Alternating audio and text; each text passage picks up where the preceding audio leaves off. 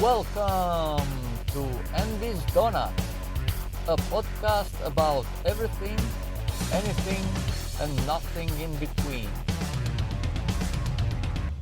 Hello, friends. Welcome to another episode.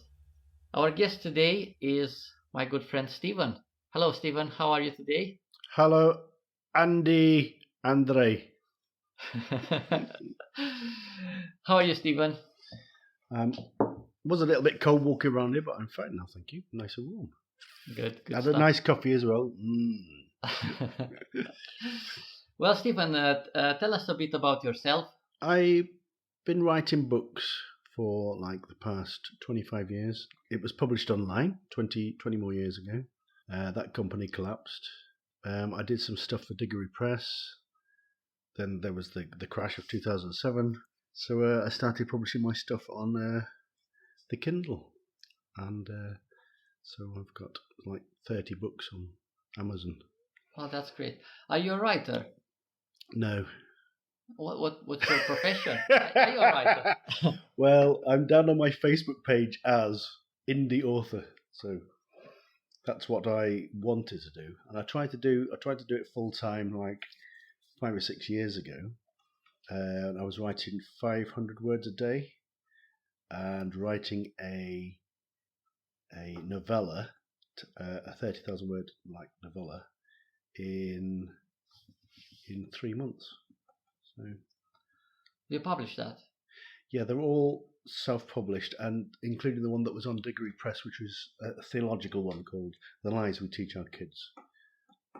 So what are you Trying to do. No, what are you qualified as?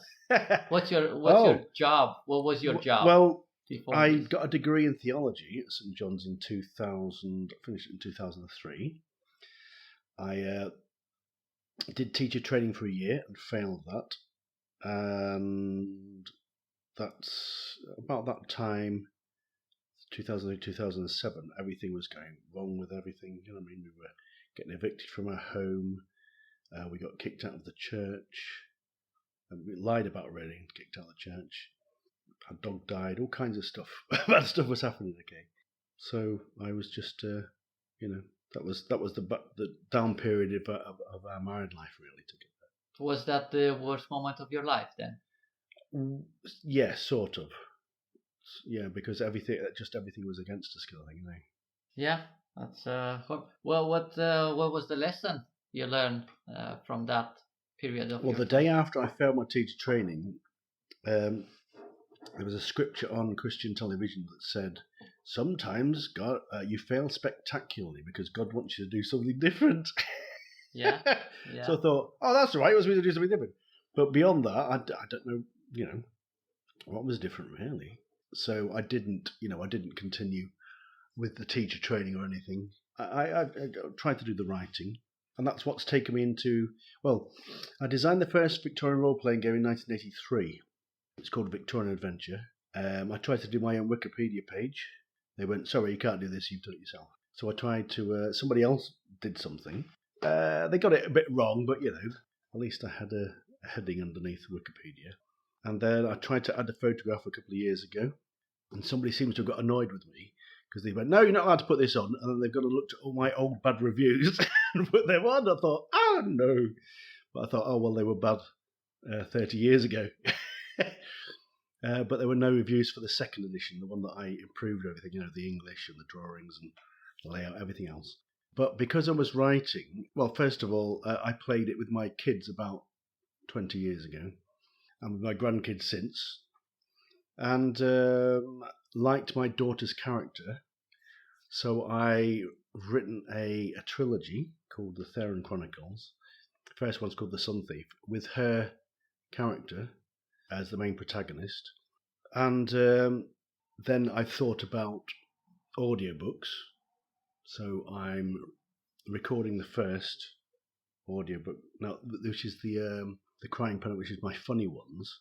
But I have thought about recording The Sun Thief, and I've asked my son if he'll do his part because it's got all our characters, you see, from when we played the game, and they're all in the book. So my son said yes. I went, right, if you say yes, And then my eldest daughter says yes. And my youngest daughter might say yes, and she's got the biggest part, you see. So Joel said yes. Michelle hasn't answered me yet. I asked Shelby, and she went, no, be careful. I'm like, oh, great. So I might get 2 out of the 3 to read their parts, kind of thing, you know. Also, it's like a family project. Well, I'm hoping it will be. At least Joel could do his parts. He's got like 2 characters. He's got Colonel Paul Phoenix is one of his, and then Lord Bruce Hutchinson, who was really ugly but rich. So at the minute, are you doing all the characters' voices? Voices for I'm all the doing characters? those for the Crying Pennant. But there's lots of goblins in it, and they all sound like they come from London, know what I mean? And there's got to be how much you know, I want to be low voices, this kind of thing, you know. So yeah, you're very good. I listened to some bits of your book, and they're very good. I mean, you do everything yourself, the music and everything, the production, and the recording. Yeah, no, I'm getting the sounds I'm getting, apart from the ones in the toilet. I recorded our cistern. And when the goblins are at the toilets, then I thought, right, that's it. And then I'll flush the chain, and that'll be the chain flush. And then I kicked the door, went like that, and then you hear the door being kicked open, you know, and a bit of slapping. And I thought, I'll put those little sound effects that I can do myself. But the other stuff is royalty-free sounds kind of thing, you know what I mean? So, but I had thought about recording like ambient things, because there's like a pigeon outside that you hear, boop, boop, boop, boop, you know, and you could get ambient sounds from outside. Because when I was looking for stuff, there's lots of rain, you know, lots of rain and fires crackling. I'm thinking, well, if it's not raining and the fire's not crackling, what kind of sounds are you going to have, you know? Yeah. And, yeah, it's like a kind of surreal fantasy type setting. So they're walking around in castles and things, but then halfway through the book, they get on a tube train and, you know, and then the fantasy police turn up and sort of like say, hey, you're being too surreal, you know, you're not allowed to do that. And so, yeah, there's all that. But it's the girls' voices that were more of the problem. I thought about putting it through an app on my phone, but all it seemed to do was raise the voice slightly, raise the pitch. So what I did was I have recorded it and then raised the pitch slightly for the female, for the human princess. And for the elven princess, she's got an even higher voice. So it's my voice, but just, you know, the pitch has gone up. So what I do is I record those separately, put them up in pitch, at the same pitch kind of thing, you know, for each one, and then insert them back into the recording afterwards. So that's great. You've got a good voice, Stephen. Have you ever thought of going into voice acting? Well, my stab at fame was when I was about 22, 23. And I was Curly and Jess in Oklahoma, in the local Cleethorpes and Grimsby sort of like theatrical society, because I was a dancer really, you know. But so I danced in the scenes, and I had to dance with you know. That's why I was Curly and Jess, because I was Curly in the dance, so I wasn't in the, you know, and Jess in the, you know, where I had to jump in the air and do kicks and things, you know. Well, my mum always said, yeah, you ought to be, you know, this kind of thing. I think me acting stuff really is through role-playing. You know, a bit like Vin Diesel said that he came into acting through role-playing. And I really enjoyed doing, like, the different voices and, you know, sort of like role-playing and that kind of thing.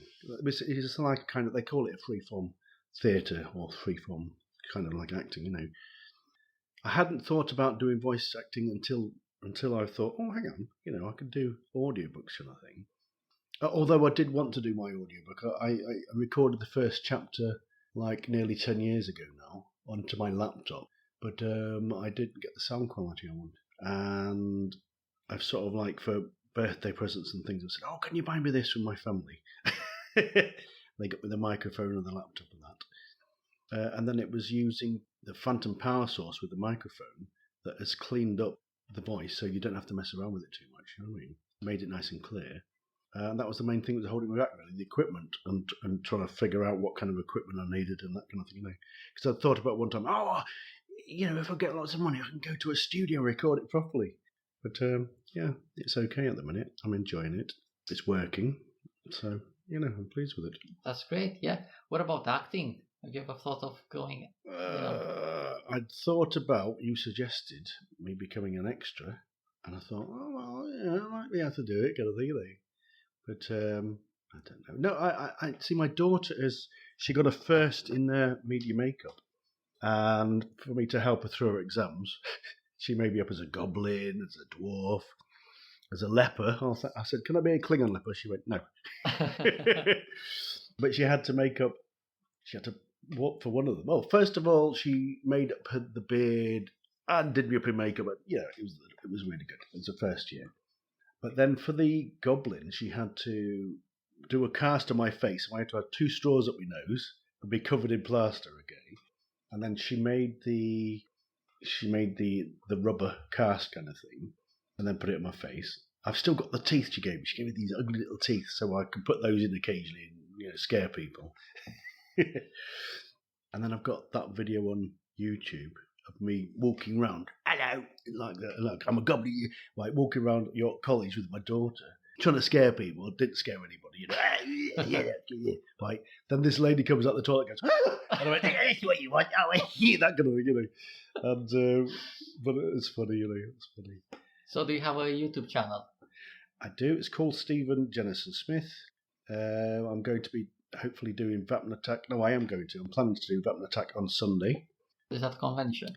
It's the York War Games convention. Now, I did Comic Con at York last year. Got a nice 10-minute video and lots of little clips of me joking with people, that kind of thing. Got some good views on TikTok and YouTube with that. Couldn't do Leeds, couldn't afford to get over to Leeds. Pretended to do Leeds with the York, I could see they had a star background. I went, well, I'll do a virtual Leeds Comic Con and pretend I'm there again. With 2 of my characters, King Arthur and his shape-changing double, Ruttra, who's Arthur backwards. And but I'm hopefully going to do the same thing at Vapman Attack on Sunday. So I've done myself. I had prepared last year a little selfie stick on my shoulder, but it was a bit uneven, a bit wonky. So I've made another one. It works better. It's still a bit wonky, but you can hold it up with sort of like give it a bit of support, yeah. With that hand, but you can take your hand off. It's still in the same place. Go back again. So I'm pleased with that. I use the straps. I use lots of Domino's cheese boxes for that. Stuck them all together in black tape. And printed out some of these little booklets that I've given you some of, so you can do a giveaway. They're called The Killing of Giants, the IPP Timecode Field Guide, and Methods of Unarmed Attack and Defence on Thera.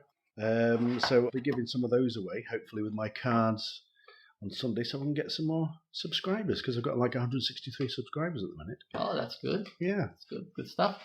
Do you do cosplay as well, Stephen? Well, the first year I went as Captain Kirk, because I had the T-shirt, black trousers, which I had anyway, and black shoes. And there was this other guy, we've got this picture of me on Facebook of me and him holding these phases together, But since then, I go as my character, King Arthur. So my wife bought me, because she hates me growing a beard. And my granddaughter hates, kissing your granny, can you get a beard, But if I was poorly or, I managed to do it a couple of times where I've grown me sideburns and moustache kind of thing, But because my wife hated it, she bought me for about £60 moustache and sideburns, you see. And that's what I used on the pretend one in Leeds. That's the only time I've used it so far. But my daughter was going to before the lockdown. Show me how to use it, you see. And I've had to stick it on myself. So I'm hoping that when I stick them on Sunday, they stay on. And you can get them out as well. Yeah. Get them off. So the King Arthur of the steampunk. See, he's the fantasy character from the first book. And then you go through 7 different genres altogether. So fantasy, science fiction. Each book is a different genre, you see. What's the title of the book? Well, the first one that I'm doing the audiobook for now is called The Crying Pennant. The second one is called The Sitting Duck. The third one is called Up and Away. That's superheroes. So can we find this online? You can. They're all online. You just look at the 5-star reviews. Most of them from where are they? They're all on the Amazon Kindle. So if you look for Stephen Jennison-Smith on that, you'll see all of them. And then there's a James Bond parody. One, And I mentioned every single James Bond film as a joke. Now, I'm going to give you a one-word clue now, right? And then your listeners can try and guess as well. We're going to give you a one-word clue of a James Bond film, okay? See if you can get it, right? Lazarus. Now, do you know who Lazarus was? Okay. Yeah. Do you know what happened to him? Yeah. Go on then. Resurrected. He's been resurrected. So what kind of James Bond title could that be? No, Resurrection. Yeah. I'll give you another guess. I'm not a big fan, so I don't know. Of James Bond? I don't know all the titles. Okay. Well, the thing about Lazarus was he was raised from the dead, so he lived twice. So you only live twice. Okay. That's the sort of like the neatest one. The difficult one to try and come up with a joke was Quantum of Solace, and that's a real construction. No, okay. And then I haven't done the last two James Bond films, so if I do update the book, I'm going to have to add those extra jokes so that I can say I've done all the James Bond films as like a joke kind of thing. Well, it's one James Bond coming out every other year, so. What was the last one? No Time to Die. Oh, you see, you could say that like somebody in a clothing factory can't colour all his clothes in time because he's got no time to die. DYE, you see. So I could do that one. Can't remember what the other one was. I think Skyfall was the last one. Skyfall, yeah. Yeah, but then there was Casino Royale after that, wasn't there? I haven't done that either. Yeah, good one. Stephen, you are a man of many talents. I know you sculpt as well. You do all these things. You paint, you draw, you do board games. What's going on? Well, that's my talent, really. My talent is artistic, and sculpture and drawing is part of that, and so is games design, really. I think somebody said that it's one of the things to do with an entrepreneur, like entrepreneurial type thing. It's like kind of making up games thing, you know what I mean? So my dad was an entrepreneur. My great-granddad was, I found out. He used to be a hawker in London because my family on both sides over 100 years ago came across from Ireland, you see. I've got two great-grandmas on my dad's side, of which my great-granddad was one, married to them, and I've seen a picture of him as a hawker, sitting outside, like in a park with a little table kind of thing, selling watches and things, you see. And my dad became a second-hand dealer, and he had shops, that kind of thing, you know what I mean? So even though I would say I'm entrepreneurial, I'm more like networking with people, really, kind of thing, you know what I mean? Because I'm not successful as a businessman.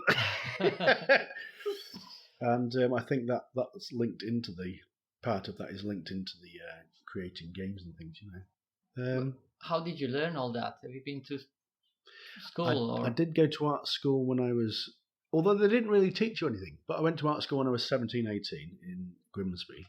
And they didn't actually go, right, this is how you do it. You just watched everybody else. And there was this fella who was really good. He was old. He was like in his 20s, He was in his 20s. And so, but he was a mature student kind of thing. And when he came, he could do these really fine, small drawings and sculptures. When he made a sculpture, it was small and detailed. When he did a picture, it was small and detailed. You know what I mean? He was excellent. And he started going out with this girl who was about as good as me, okay? And but because you had an hour dinner break or an hour and a half, he eventually started showing her how he painted. He was holding her hand and showing her how he painted, right? And then at the end of that, the 2 years of them being there, they both got into the Royal Academy. So he basically showed her how he painted. She painted like him, but they both got in together, Yeah. But there was also the first punk in Grimsby there. I was the first punk in Grimsby, because it was like 1977. But that's it. I didn't complete that, though. I did all my exams, and because I was in the library, they thought, we thought you'd left, kind of thing, And I wasn't. I was in the library doing my work to pass my O-levels, but I didn't then go to university, so I just I became a paste-up artist for a while, which is you pasting up books and magazines and things, So it was helpful for that. But I couldn't get a job in that. It was like a kind of scheme, And so I've always done art. I think I do all my own book covers. Yay! And I've got like an Etsy shop in which I make Action Man hats So things you wouldn't get, like a top hat and a pith helmet and a deer stalker, that kind of thing, you know. And I sell also those as ornaments. So I'm keeping up with my sculpture and my art and my writing. That's great, yeah. What are you doing at the minute, Stephen? What job are you doing? So I'm working at Domino's Pizza. Domino's Pizza. And I had some spare ones last night, so I bought one round today. For you. Thank you. What did you do before that? I've done lots of part-time jobs since, or not part-time, I suppose you could say full-time, since I found my teacher training. But for the period from 2007, 2000, I don't know, 4 or 5 years, I was trying to do my writing. I was tweeting every night for an hour. But the way that you sell books and things now is completely different. You know, people are going on about, it no longer, is it marketing? Because there was a good book of marketing the other day that was a free listen to on YouTube. It had some really good stuff on it. But the way you grow followings and things now is through social media, by following and commenting on other people, them commenting on yours, you know what I mean? And then they eventually become fans and people going, oh, buy advertising. And it doesn't work the way it used to. No. So, but you are a very social person. You know a lot of people. You are in a few social clubs, are you? Yes, a board games club. But but beyond Monopoly, they've got 500 board games. I've only got 350. Are you still doing your board game? I put on MacGuffin about 5 years ago now, but I've completely changed the rules, and it's a better game. Before, people would play it. If you had too many people, like we had 12 people, and nobody had any idea where the Maltese Falcon was that you've got to end up with. But the game I've done now, it's more of a kind of, less people can play it, and it just works better. You know, it's more of a social deduction type game now. So, so I'm still doing it. I've just printed out and put on Board Game Geek a playtesting copy, and some people have downloaded that. But I would like to revamp all the cards, because I've used some doubles of cards, you see, I haven't drawn the pictures for them, and then maybe Kickstarter it. But I'll need to have a bigger following and email list to do that. Yeah, true. Do you have a book that changed your life for the better? The Bible. I became a Christian when I was like 24. I thought you had to go to London to become a Christian, you see. Loads of bad stuff started happening to me then. Lost my daytime job, my nighttime job.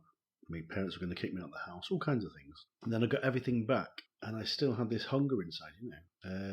And I was still unsatisfied. And then my friend went, oh, I've become a Christian in London. I went, no, really? I thought you had to go to London.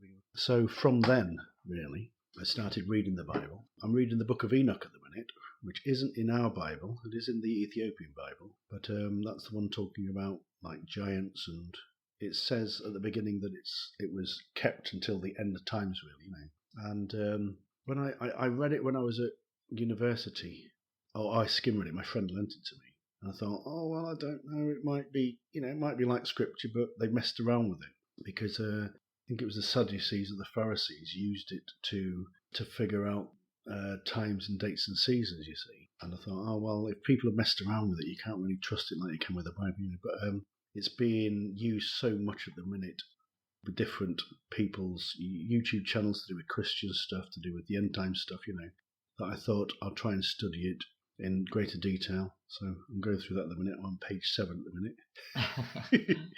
Yeah. What about the person? You had like a special person in your life? Only my wife, really.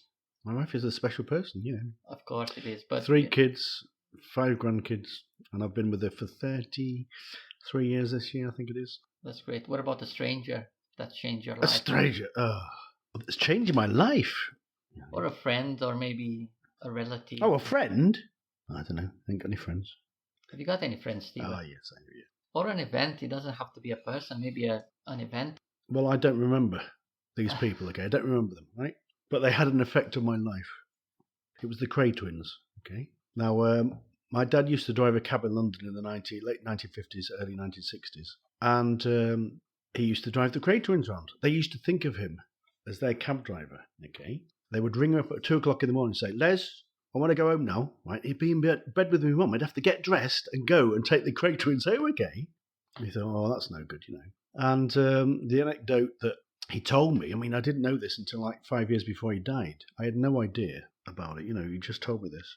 And he said, I think it was Reggie Cray, said, Les, I want you to take me round and take me to me pubs and clubs and at my manor. He said, I want to check them all out, okay? So I went to a couple of them, and then they went to the Blind Beggar, Aldgate East, in which that's where they killed Jack the Hat Maviti later on. And my dad had a drink, and then Reggie went, right, I want you to take me home now, Les. My dad went, I think I've had a bit too much to drink. And he went, I've paid you £10.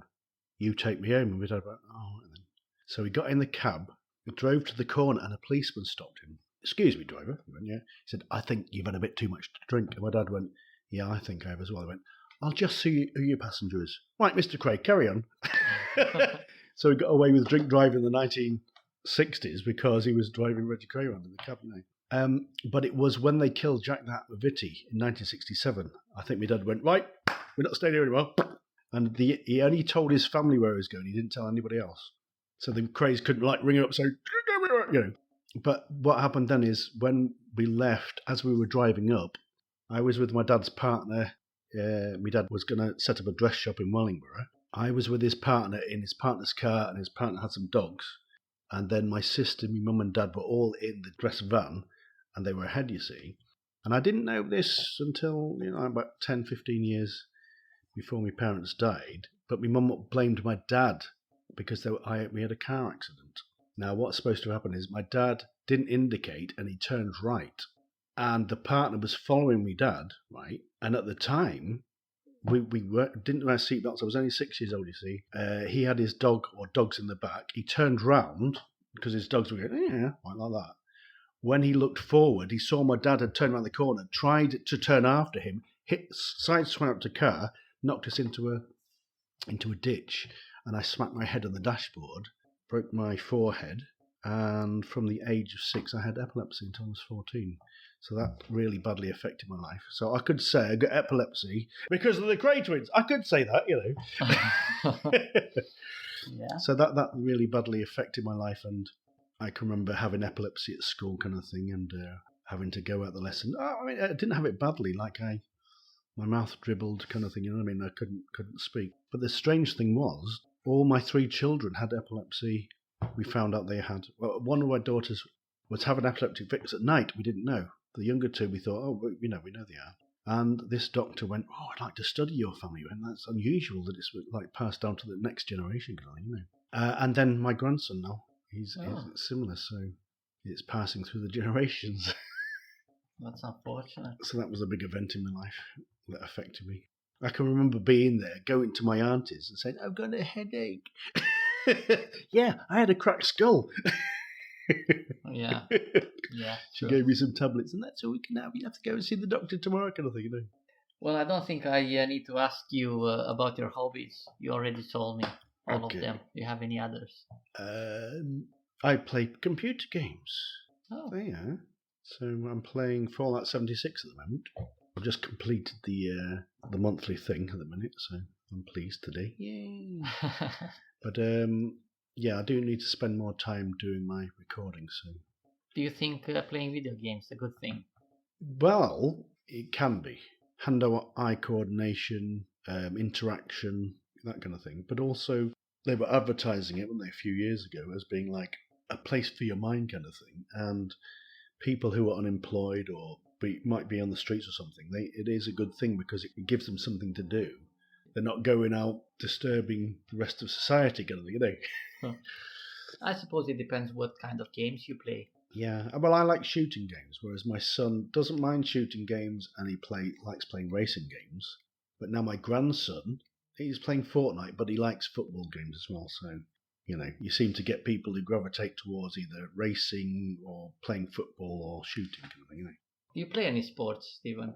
No, but I do keep fit I do a bit of cycling, but I was going into town, cycling into town, you see. But now that my games place has changed, so I'm not cycling to town anymore. But walking mainly. Sports beyond that, no. I used to play a bit of chess. I don't really like sports. They'd force me to play rugby at school when I was 11. I don't want to do it. And then I used to hate playing football, so I used to go running instead. And then the very last day of school, when I was like 13, they forced me to play football. Somebody kicked me in the foot and broke my little toe. And I was off school for like 6 weeks or so, right in the middle of exams. So I didn't get for years, I didn't have my maths qualification, but I did do computer programming. And I could say, I can program a computer, but I haven't got like my maths qualification. But then to do my teacher training, I needed to get it. So when I was like 39, 40, I would see my nephew coming out of exams, but I'd be going into the maths exam kind of thing, And so, yeah, I managed to pass it when I was 39, 40. It's never too late. Never too late. Have you learned anything, Stephen, in your life so far? When I got baptized as a Christian, they give you a piece of scripture. There's like a promise. And the scripture they gave me was, gain knowledge, my son. So I've gained knowledge about all kinds of things. Okay, so people go, there's stuff about this, There's one guy who went, something about everything. And then he asked me a question. I thought, well, I don't really know about that. Yeah, and I went, well, I've heard about it. He went, oh, that's right, you've heard about it, And beyond that, I didn't know much about it. But so, yeah, I can talk about lots of different things. I like mysteries, you see, and I read this book about mysteries, and it was going on about things like Hatshepsut and sort of like the land of fear and Noah's Ark and all kinds of things, you know what I mean? Ancient Egypt.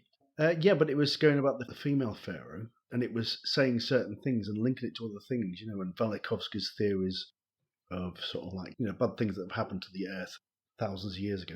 Like the birth of Venus.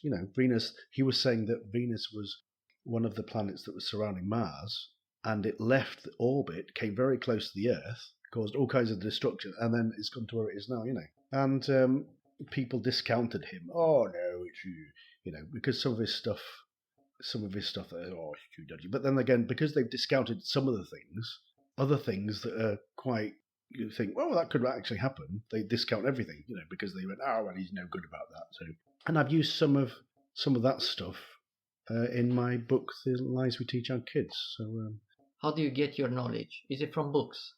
No, not really. I don't really like reading books. So you don't have a favorite book other than the Bible? There's a book called The Spiritual Man by Watchman Nee, and it tells you how your spirit works. And I would say it's like a spiritual psychology book, but it's a book about the spirit, okay? So he explains how the spirit works and, that it's separate.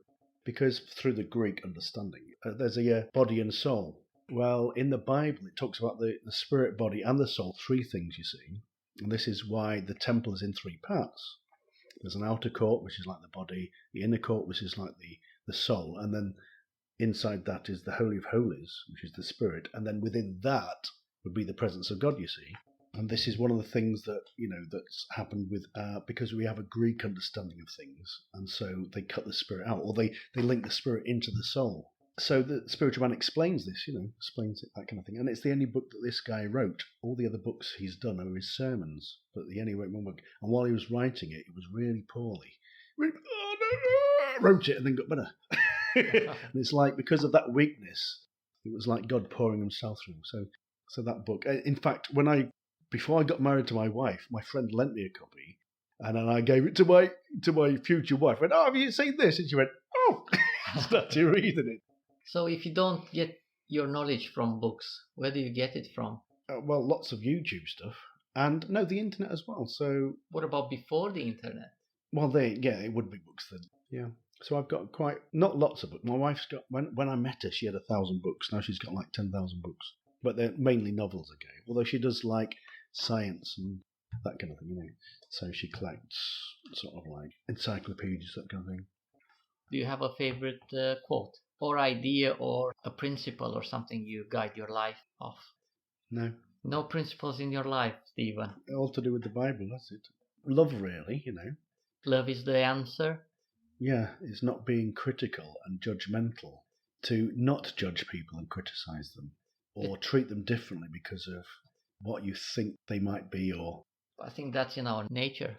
What, to criticize people? No, to be stereotyping people and judging them. They do say that stereotyping is like a way of looking at somebody straight away, but it's if you're going to...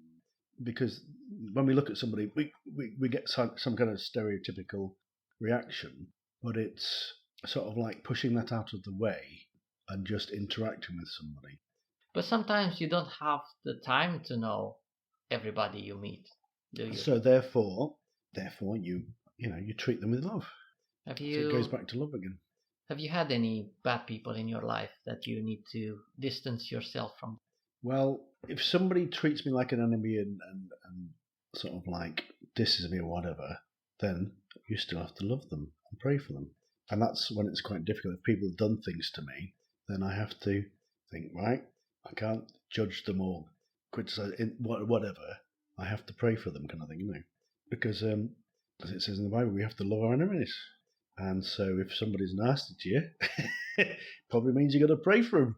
Yeah, but that doesn't mean you have to be their friend or live with them. No, you don't have to be their friend, but that's it. But you still have to pray for them, and because if you are bitter towards them, it affects you. It doesn't affect them; they've got no idea, But if you sort of like are against them or criticise them or talking about them or anything, bring it all up, kind of thing. It's hurting you, kind of thing, So you have to forgive, and that's it. If you don't forgive, it says if you do not forgive, then you will not be forgiven.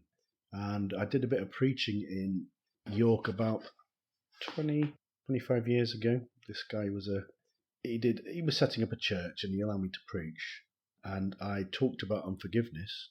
Hardly anybody was listening, but there was one lady with a walking stick who was in a taxi who listened to exactly what I said. And as soon as I stopped, she got back in the car. So you're thinking, was she poorly because she was not forgiving somebody and she needed for me to say it just to her, kind of thing, So, unforgiveness can bind you up and hurt you, and cause you to be unwell because it can affect stress levels and all kinds of things. Yeah, true. Do you have any plans for the future? Well, hopefully to get 1,000 people on YouTube to monetize, but then I'm thinking, oh, great, I'm going to have 400 hours worth of watch stuff in a year. How am I going to do that? But if I do that, then I'm going to have to be doing more stuff because I'm not putting stuff enough regularly on YouTube, My grandkids have helped me with some stuff. I'm looking out for some more Muppets. I've got 3 human Muppets and the rest are all animals. I want some more human Muppets, Are you doing those yourself as well? I did do Sid. Well, because I thought of it one time. I do King Arthur and then I do a little Muppet. Ventriloquism, you see, as the other one. I've thought about making up an Irish character called Finn. That's right, I can do the little Irish voice kind of thing, Or I can do Mickey Mouse. Oh, hi there! It's on Mickey Mouse! My son could do Donald Duck, and so can my daughter. They learnt that off my brother-in-law who lives around the corner. So I'm no good at it. My Donald Duck is... and that's it. Any other voices you can do, Stephen? Can you... If I listen to people, then I can do them, Can you do any famous people? And my dad used to do James Stewart. And the stars in the sky, and my name's James Stewart. That kind of thing, he used to do that. I think I had a cassette with him doing the stars, and that kind of thing, And Ian Paisley. And then if you got the stars with Ian Paisley. That kind of thing, And that's how you do the Northern Irish accent. And who else? I don't know. Just occasionally I could do somebody, sound a bit like him. Sean Connery. See, that's my Sid the Dwarf. My Sid the Dwarf started off as Sean Connery. The slime of humanity. Now then, the name's Bond, James Bond, that kind of thing. So yeah. And I found out that when he was doing Indiana Jones, he was only 7 years older than Harrison Ford. So he couldn't have really been his dad. And when Steven Spielberg was doing it, he went, who could be Indiana Jones' dad? I know, James Bond. Do you have a favourite movie? Indiana Jones, right? Really like Indiana Jones.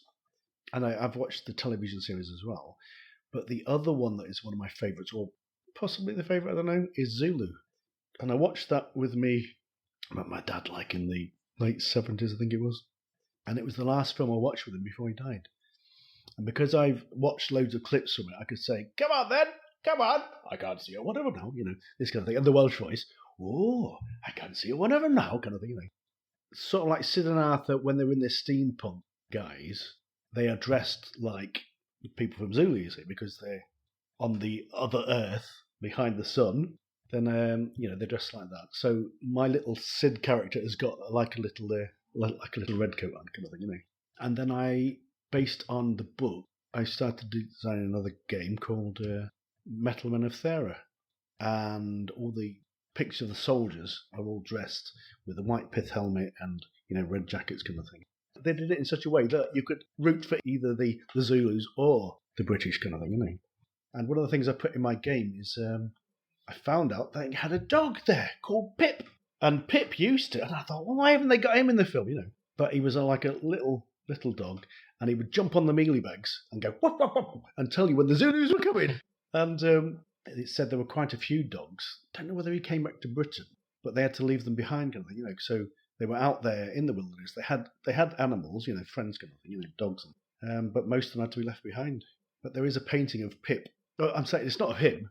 It's of the Battle of Rorke's Drift, and there's the doctor there looking after somebody, rapping him, and then the dog's near this wounded person.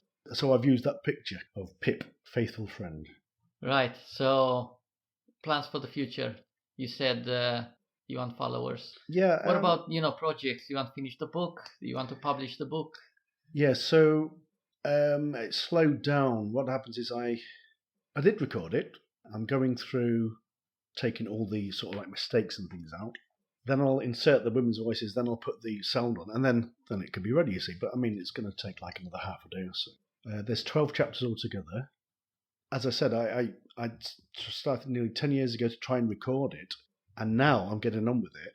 And I've tried to add all these people on a WhatsApp group to encourage me really to continue doing it, because I don't want to stop it at chapter 7. I want to continue with it and get it done.